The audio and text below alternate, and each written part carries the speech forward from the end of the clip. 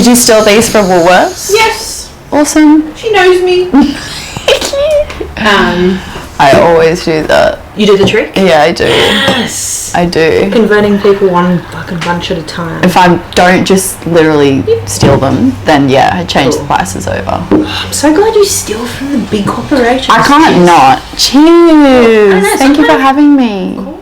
Thank you. Sometimes people guilt me for stealing from Woolies, and I'm just like, I feel like it's not stealing. They steal from you. 100%. I hate Woolworths with passion. Those bunches are not worth $40. I feel good when I take shit from Woolworths. I do too. I straight from under their noses as well. Yeah, literally. All of them. I'm like, hey Sue. They're looking right at you. They don't care. No. They don't care. Especially if you're going through self-serve. I don't think so. The middle-aged. I feel like there's been so many times that the younger, like the kids that have worked there have seen me. Oh yeah. Like they know I'm putting stuff in and they just look at me and I'm like, are you going to say something? And they don't. Yeah. I just take it. That's fucking boss. Well, it's like, I'd never steal from the markets or a health food store. No. Like that's fucked. That's someone's like small business. But Woolworths, like you're stealing from the government. Obviously, you're gonna do it. Sense. I try to like reach a quota every week.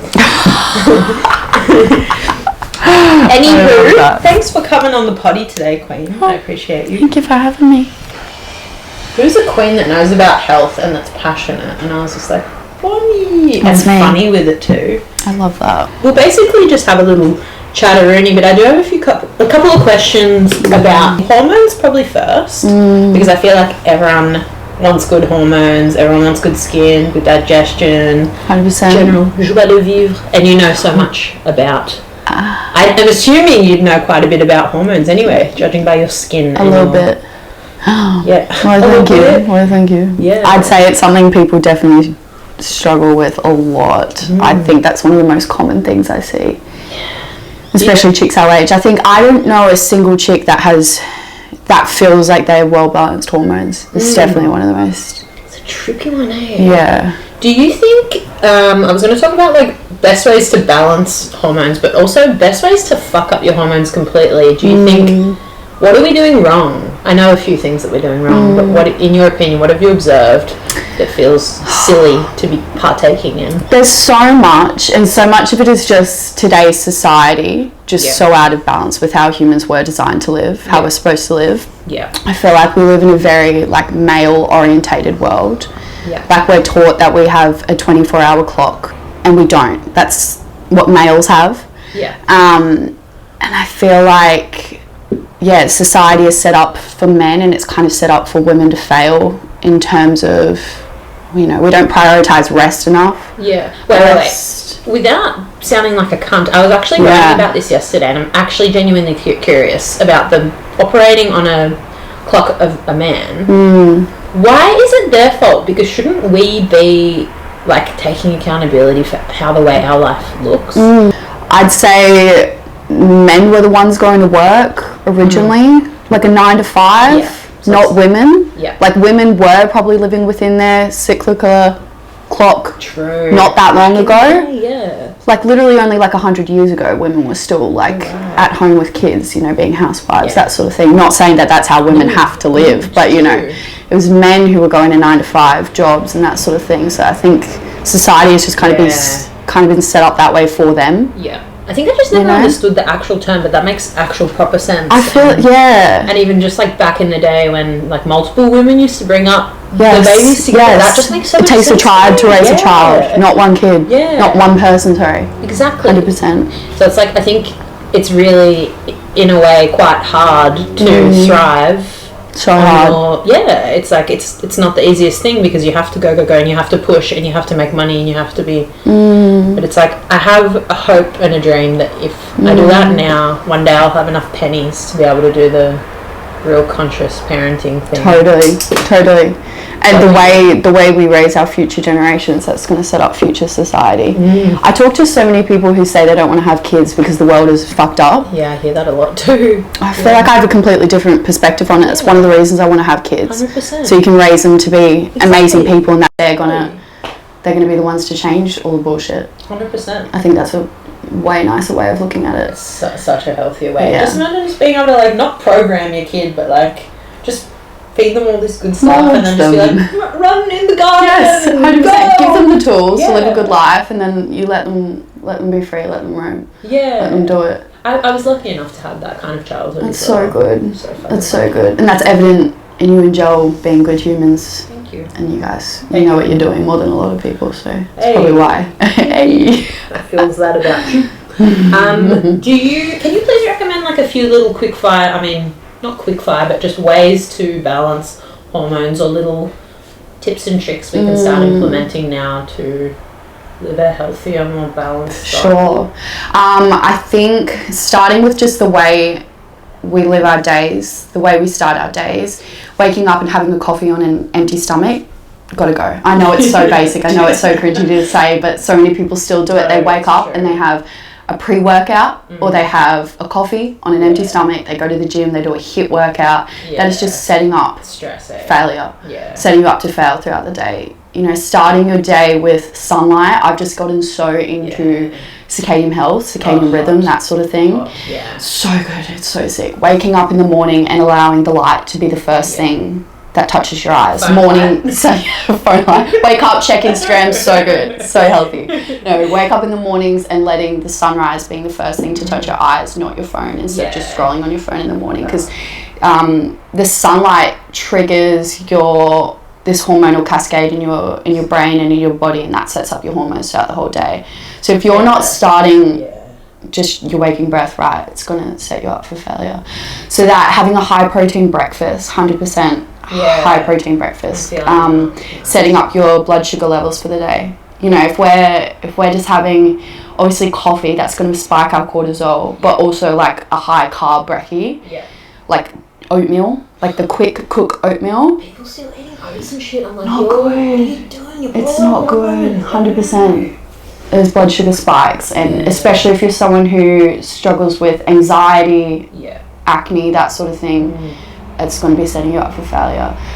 So high protein breakfast, and switching to HIIT workouts for a walk, strength training, yoga, Pilates. Exercise that makes you feel good, that's nourishing, that's you know, if we're doing HIIT workouts and we already have an inflamed body, that can be seen in, you know, if you've got gut issues or hormone issues, if there's any kind of inflammation in the body, that's actually triggering further inflammation. It's not it's not good for you. Does that go for men as well? Because obviously guys, they're so different. Men are so different. Honestly, they are, I don't want to say the word resilient, because we women are resilient, we're so powerful, but they can just cop it a little bit they harder. can cop it so much harder than what we can. Like they can, like, okay, so all the studies that have been shown on intermittent fasting, right, it shows that it's amazing for you. They've all been done on men. Really? Yeah, so intermittent fasting, great for blokes. The whole like keto, don't eat until 2 p.m. It's all been done on dudes. You do it to women and it wrecks us. It's not good. I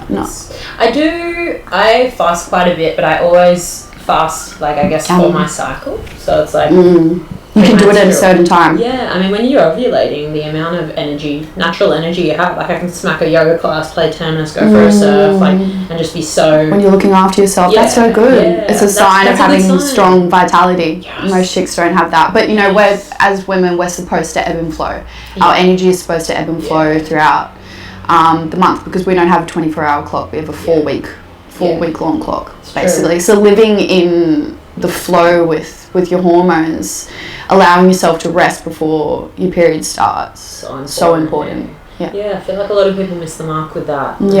Wonder why they're so like doubled over in pain. For sure. I'm really lucky. I don't really get pain, but I've noticed so good. Because it can be so debilitating. Like the amount of women with endometriosis these days. And that's horrific. The emotional connection to that is like a form of self-hate as well. Literally. So like we need to be accepting yourselves. And then all the basics, clean drinking water, huge on water, drinking filtered water. Good veggies. Grow a bit of your veg.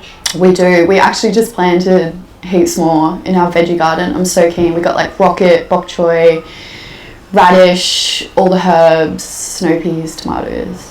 All the good stuff. Trying to eat organic as much as possible. Like, I know it's so funny with organic. You sound like such a hippie saying you have to eat organic and eat clean and all that sort of stuff. But what glyphosate and everything can do to our hormones is horrible. Just a spray?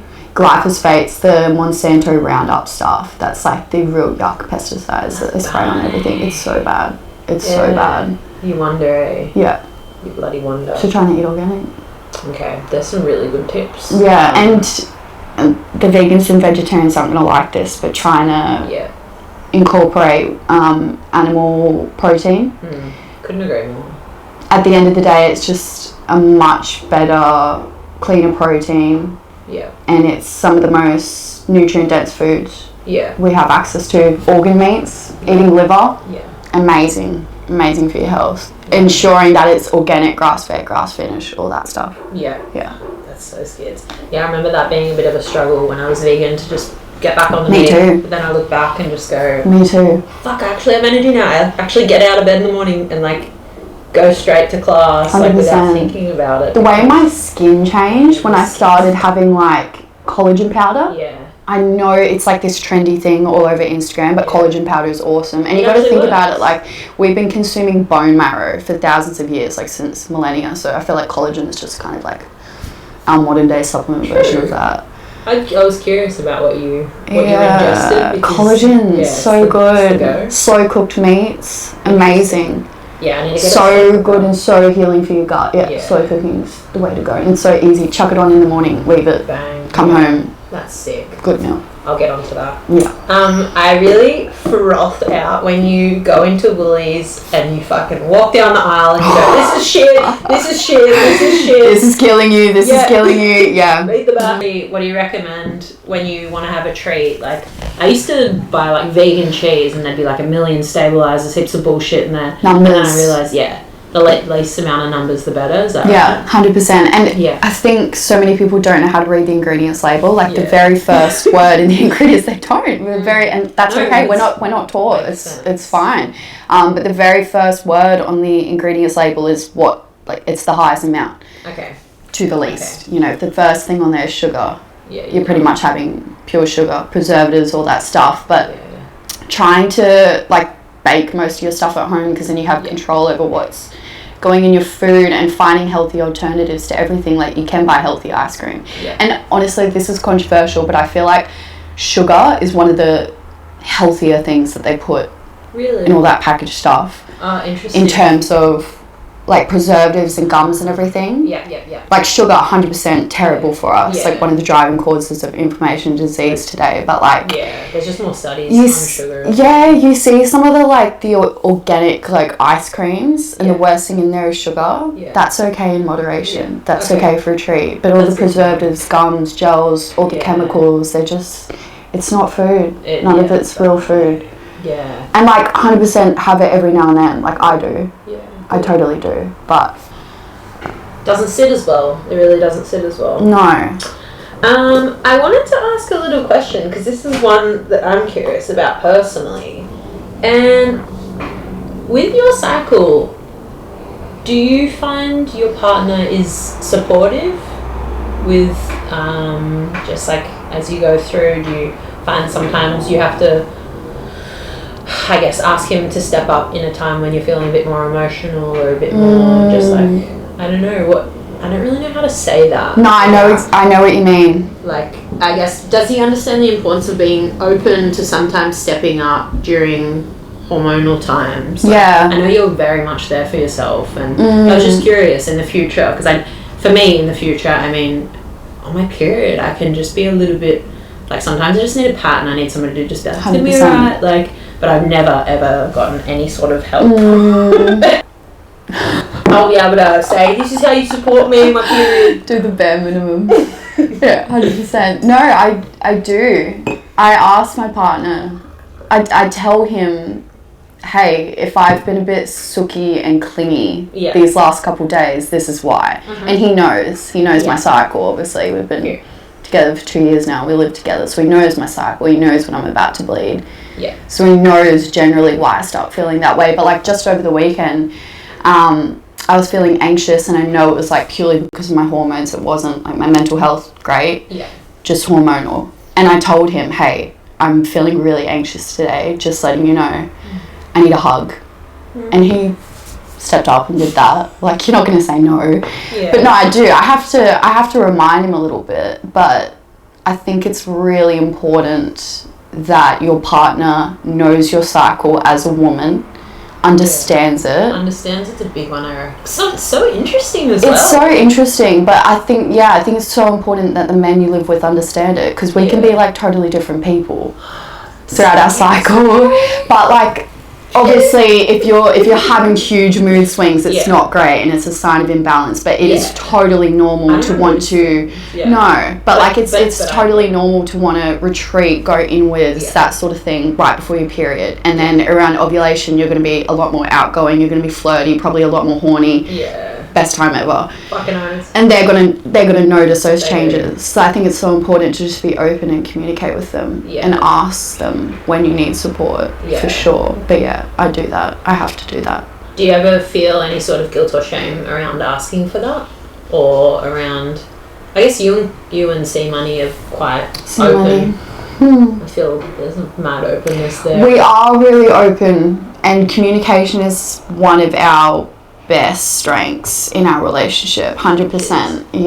And I think it's the most important thing personally, but and we've worked hard to be really good with that, but that's just the kind of people we are. Like we brought that to the table when we first got together. But good stuff.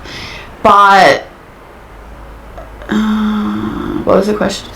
Do you ever feel any sort of resistance, like that was it. I do. And that's totally my own stuff. Yeah, I feel like it's shame. It's shame. It's the biggest, ugliest human emotion, and shame comes up, and insecurity when I feel, okay, I'm going to tell him that I'm feeling anxious and I need extra support. And I get like a little intrusive thought being like, oh, he's going to find that really annoying and he's not going to like to hear it. But it's not true. And I know in that moment it's not true, and that it's just an internal they thought. Want to step up, wouldn't they? They do. Well, if they love you and you're in a healthy relationship, which I luckily enough am in. But I do. I do feel that. But I'm able to reflect on it and know that it's not based on truth. It's just based on insecurities. While we're on the topic of relationships, so you said that communication was like at the top. What would you say is in your top kind of 5? You guys would be up there with humour, because you're both funny fellas. Humour's so good. You see those... That's it. You see those old people that are together at like 85, and they always say like one of the most important things in their relationship is that they can still laugh together, and that at the end of the day they're friends, like through it all. So definitely humour, having a laugh,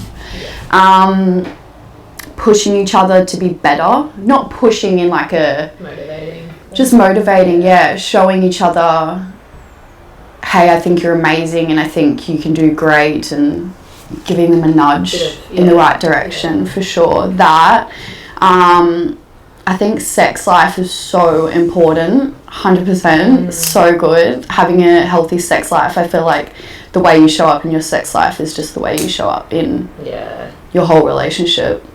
It's so you gotta love it. It's a sign of health. It's a sign of vitality. Everywhere.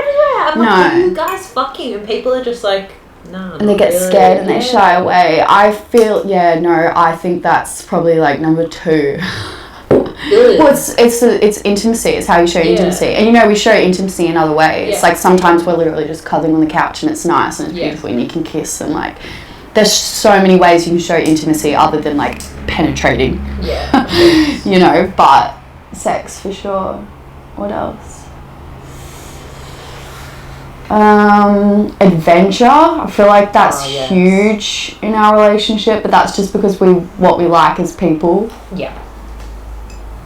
Adventure. That feels. I feel like you guys have such a balance. Just like working hard and still making things happen. Like we just want to see everything together. For sure. What do you see for yourself in the future with your degree, and what's the goal? What do you got for yourself?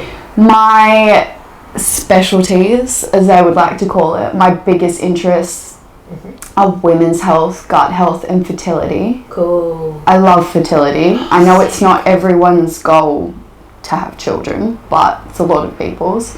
and your fertility, whether you like it or not, is a reflection of your entire overall health. Yeah. Whether you want to fall pregnant or not. If you're fertile and it means you're healthy. I want to work with that. What do I want to do as a naturopath? That's a sick.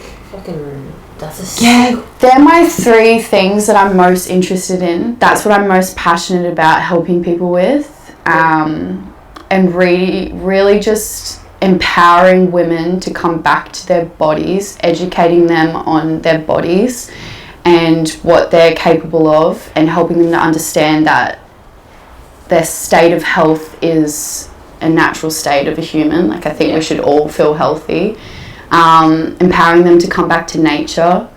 I think the disconnect to nature is the biggest driver of all disease that's happening today. 100%. Helping people with that. I'd really like to run retreats one day. Cool. Yeah. Be such a good facilitator. Be really cool. That'd be sick. Watch this space.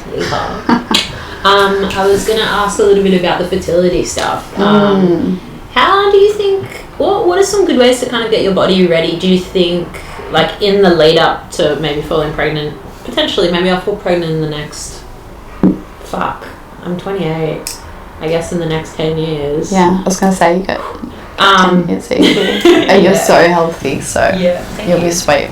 Do you think, like, the process of learning to love myself throughout my whole cycle is a really good way to get in touch with, I guess, a healthy fertility? I think that's huge. That's what you got to do, eh? Yeah, 100%. Learning about your cycle, learning about where you're at in your cycle, what your hormones are actually doing, and how that's reflecting on, how that's impacting how you feel. So definitely getting in touch with your cycle, getting in touch with your body as a woman. Clean eating, obviously, and then there's so much you can do pre-conception. Like, if your entire gut microbiome, your entire gut, that's going to get passed on to your child, and it's going to impact on... It's like a brain. Yeah, and it's going to impact on your fertility so much, you know. Really? Yeah, 100%. They get the whole... They get, I think, and our mother's mitochondrial health, 95% or 96% of your mitochondrial health comes from the mother. And we know when you have a vaginal birth, the mother's vaginal microbiome is getting passed on to the baby. And the mother's microbiome is getting passed on through breastfeeding. So setting up your microbiome to be as healthy and balanced as possible is going to ensure that you're, 1, going to be able to fall pregnant in the first place, and 2, sustain a healthy pregnancy, and 3, have a healthy baby. So many of the issues that we see with childhood today, like, pretty much every kid's got ADHD, eczema, autism, asthma, all the things. Lactose intolerant. Yeah, everyone's lactose intolerant. And they're all so much of that can be brought back to the gut. Everyone's... There's this little kid that I see at the coffee shop, and he's sick every day, and I just, like, after seeing him sick for like a year, I just said to his dad, I was like, a bit of strain on the immune system. Something going on there. The cunt is like, sorry, I'm not going to put that in, but he's like juiced up to the eyeballs with vaccines. You wonder why this little kid's running around. Are we allowed to talk about that? That is a whole podcast, it's like, which we can. I have a theory. If they're really healthy, they just process the dog, and it doesn't affect anything. Well, how about you just don't get the 5th one? Oh my god. The fuck do you mean? Yeah. It's a trip. It's a fucking trip. Okay, and thoughts on... I'm really keen to have a home birth. I reckon it's so exciting, the thought of being able to fully trust my body to do what it's actually made to do. 100%. What are your thoughts on this? Without medical intervention. Yeah. There's a lot of people that are like not into it. A lot of people think it's woo-woo. A lot of people think it's this and that. It's like, I don't know. Being so dependent on the medical system is woo-woo. Yeah. Okay?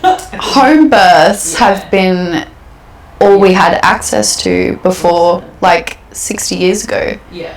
I don't know what the dates were. Probably like the 20s we started having babies in hospitals. It just seems so disconnected to me. Like, all the lights, all the intervention, all the people, like, screaming at you. I just, like, swear I just want to be able to feel the cycles and just be like... Well, we know that most of the, like, a lot that can go wrong is caused by medical intervention. A lot that can go wrong during birth is caused by medical intervention. And I know it's so controversial to say, but everything I've said in this is controversial, so I don't care. Up The controversy. We love it. Pretty much, if you're going to have a birth in a hospital, educating yourself, empowering yourself on the medical interventions that are going to be trying to be pushed upon you is so important. And also just understanding that you have the right to say no to all of them, even throughout your pregnancy, like when you're dealing with midwives, like all the things they try and push on you, like the glucose monitoring tests, all the x-rays, all the scans, all those things. You don't have to do any of that. And if any of your intuition is telling you, like, hey, that doesn't feel right, I want to do a bit of research, you have every right to do that. Just because they are a medical professional and they try to make it out like they're so much smarter than you and they're the professional at it, you and your body is the professional. You as the mother, you're the one carrying your baby. You have every right to make the calls. I think childbirth at home is personally so much more safer than in a hospital, and I think we're really, really lucky to have access to hospitals, because if anything goes wrong, they're right there and we can go, and that's amazing. And you know, most midwives and doctors, like, they're there for the right reason and they want to help you, and that's amazing. But physiological birth, I don't think is honoured in hospitals. No, it's not. I think one of the biggest things that goes wrong in conventional hospitals during childbirth is the pressure on you to get it over and done with so quickly. And that's what causes, they want you in and out, and they want it. I heard a doctor say recently, like, oh yeah, this woman was labouring for 12 hours, you know, so long. That is not a long birth. That is not long. My friend laboured for like 3 days at home. And it was hard and it was a journey, but that's all part of it. That's all part of it. And the happy gas that they give you, we know it's not good for you. We know it disrupts so much. It disrupts the hormone cascade that occurs in your body with producing oxytocin and everything that you need to actually, like, oxytocin is a natural pain reliever. And if you're sucking on happy gas, it actually suppresses that. And it changes the way your first interaction with your baby will happen. And yeah, literally, you're high as fuck. It's gonna mess it up. That makes no sense. I was having this conversation with a girl, like, you know, what if you're having the baby and then the cord gets wrapped around his neck, and I was like, that's why unwrap the cord. That's why it's rubbery. Unwrap it. So many. To unwrap exactly, you do it. And but the umbilical cord is built so that it's spongy and rubbery. It can easily be wrapped around the neck and not actually strangle a baby. It's totally fine if it comes out like that. And it's fine for a while. Just unhook it. Exactly. No. Yeah, it's funny. It's these things, these just like big misconceptions. So many misconceptions. And this is so many people going, oh, what if? What if it goes perfect? Exactly. What if it goes exactly how you envisioned? You're literally just trying to highlight all the horrible things that can go wrong. How about talking about all the things that can go right? There's just, it's fear-mongering, isn't it? That's true. Which hospitals love to do. Yeah, they adore it. Conventional medicine loves fear-mongering. Yeah. We know that. Screws me up. Yeah. So how long till you finish your degree and till you think you're out in the world curing the queens? Well, I'm in my final year of uni, which is sick. So all next year I'll be doing like my clinical practicums. Are you at Endeavour? No, I was at Endeavour and then I transferred to Torrens. Okay. Yeah, I transferred to Torrens during all the COVID stuff. Endeavour went like pretty much online, and I just don't vibe with online learning. It's just not nice. We were talking about that before with the lectures and stuff. So I transferred to Torrens. But basically, while you're in the student clinic, you can see people, like people come in off the streets, the real life people, and it's like $25 for a consult, which is sick because obviously seeing a naturopath is a much bigger investment after that. That's so cool. Yeah, so obviously, what you're talking about as well, you'd be so brushed up on research. Well, that, but also you're being watched over by a lecturer who is a naturopath the entire time. So any prescription that you're actually giving the client is like, it's been looked over by them. So it's, you're not just giving them like random stuff. That's really cool. Yeah, so after next year, then I'll hopefully open up my books for proper consults 2025. That's so weird. Wow. I just had to think about that, How old will I be? Yeah, 2025. That's when. Because, end of next year I'll graduate. And then the following year I'll open up my books. I think I'll take like those 3 months to just like sort out all the business side of things. And then I'd love to take on clients. And then it'll primarily be online. Yeah.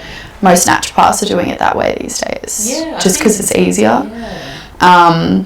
But I think I'll also be taking consults out of a clinic on the Goldie. Yeah, I feel like it's just nice to do a bit of one-on-one. Face-to-face, 100%. It's so much nicer. I'd so much rather that. My only thing, like, I would love to do, like, only in-person consults, but I don't have a clinic yet. Yeah, I mean, doing it online is so smart. You see Lucy getting around. I love that. She's pregnant, she's still doing the consult. That's my goal, hey. Traveling around Australia whilst doing that. It's so sick. Living your life.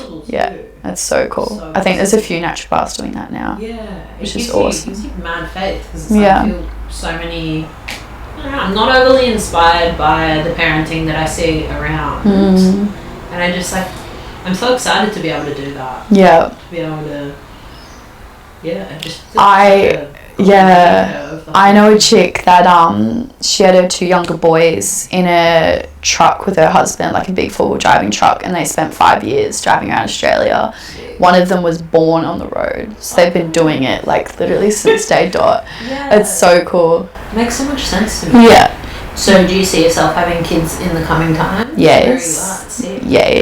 I can't wait to have babies. I'm so clucky. Yeah. I want nothing more than to have beautiful little babies. When do I want to have kids? Yeah, how old are you? A few years. I'm 22.